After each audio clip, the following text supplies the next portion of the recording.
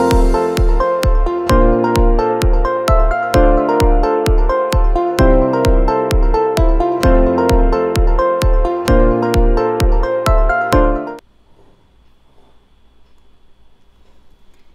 Friends, this is Bharti. So पिछली video में हमने देखा कि ग्राफ पर प्लॉट करके कैसे इक्वेशंस को सॉल्व करते हैं। अब हम विदाउट यूजिंग ग्राफ हमें चेक करना है कि given pair of linear equations has a unique solution और मेनी सॉल्यूशंस और नो सॉल्यूशन। मतलब हमें एक पेयर ऑफ लीनियर इक्वेशन दिया जाएगा तो हमें ये चेक करना है कि एक यूनिक सॉल्यूशन होगा या फिर मेनी सॉल्यूशंस होंगे या फिर कोई भी सॉल्यूशन नहीं होगा। तो ये हम करेंगे वेरिएबल्स के जो कोफिशिएंट्स है उनका रेशियो निकाल के उनको कंपेयर करके। इसका मतलब जब हम देखो पहले कॉन्सेप्ट समझ लेते हैं, उसके बाद एग्जाम्पल के थ्रू समझेंगे। तो मान लो हम कोफिशिएंट्स के रेशियो को कंपेयर करते हैं। A1/A2 हमें मिलता है A1/A2 is not equal to B1/B2। हमें if we get A1/A2 is not equal to B1/B2, then we can say that the given pair of linear equations has a unique solution। इसका मतलब क्या होगा कि उसका एक यूनिक सॉल्यूशन होगा। Okay, अगर हमें कंपेयर करने पे ये मिलता है कि A1/A2 is equal to B1/B2 is equal to C1/C2, then we can say that the given pair of linear equations have many solutions।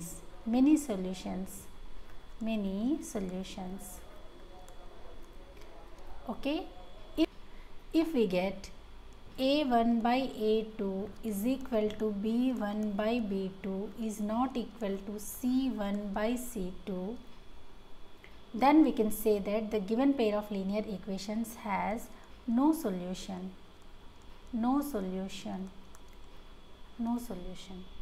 Clear? अब इसे और ये और भी क्लियर हो जाएगा एग्जाम्पल के थ्रू समझेंगे तब। तो चलो हम एक एग्जाम्पल ले लेते हैं और समझते हैं। So here we have an example. We have to check that the given equations has a unique solution or many solutions or no solution. So let's check. First we write coefficients. A1 is equal to 5, B1 is equal to -4, C1 is equal to what? 8.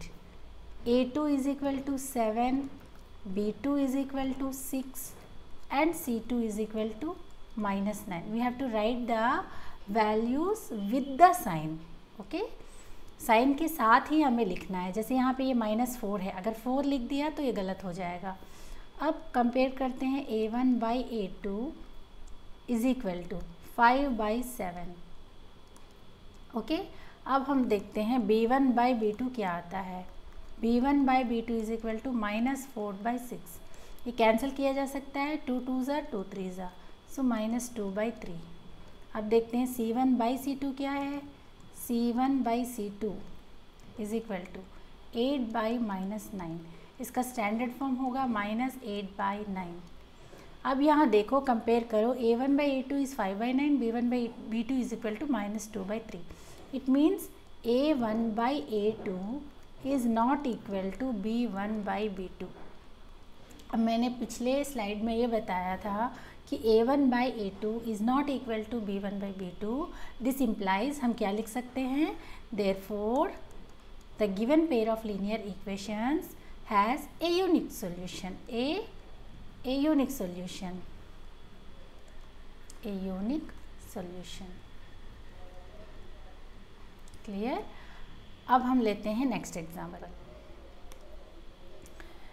Okay, we have this example. यहाँ पे देख लेते हैं कि coefficients क्या है। A1 is equal to 9, B1 is equal to 3 and C1 is equal to 12। A2 is equal to 18, B2 is equal to 6 and C2 is equal to 24। Clear? अब हम रेशियोज फाइंड करते हैं। A1/A2 is equal to 9/18। It means 9 1s are 9, 9 2s are 18, 1/2। Okay. b1 by b2, b1 by b2 है 3/6, it means 3 1 ज़ा 3 2 ज़ा 1/2। c1 by c2, c1 है 12, c2 है 24, cancel हो जाएगा, 12 1 ज़ा 12 2 ज़ा 1/2। So here we can see that all the ratios are equal. A1 by A2 is equal to B1 by B2 is equal to C1 by C2.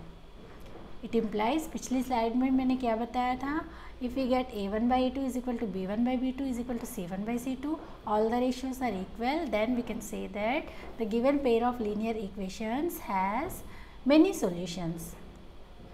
So हम लिख सकते हैं कि many solutions. Clear? I hope you understood. अब next slide पे जाते हैं. Next example. Now we have another example. So here first we will write the coefficients. A1 is 6, B1 is -3 and C1 is 10. With sign, we have to write with sign. A2 is equal to 2, B2 is equal to -1. Here what is the coefficient of y? -1. C2 is equal to 9. Now A1 by A2 is equal to 6/2. So 2 3s are 6, 3.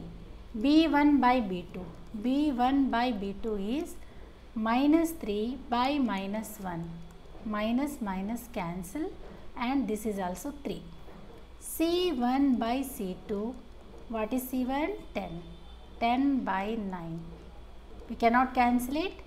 So here we can see that A1 by A2 is equal to B1 by B2 is not equal to C1 by C2. ठीक है, यहाँ पे A1 by A2 3 है और B1 by B2 3 है, but C1 by C2 10 by 9 है. It means A1 by A2 is equal to B1 by B2 is not equal to C1 by C2. इसका मतलब क्या है, जब हमें ये केस मिलता है then we can say that the given pair of linear equations has no solution. Clear? I hope you have understood it very well. Okay, thanks for watching.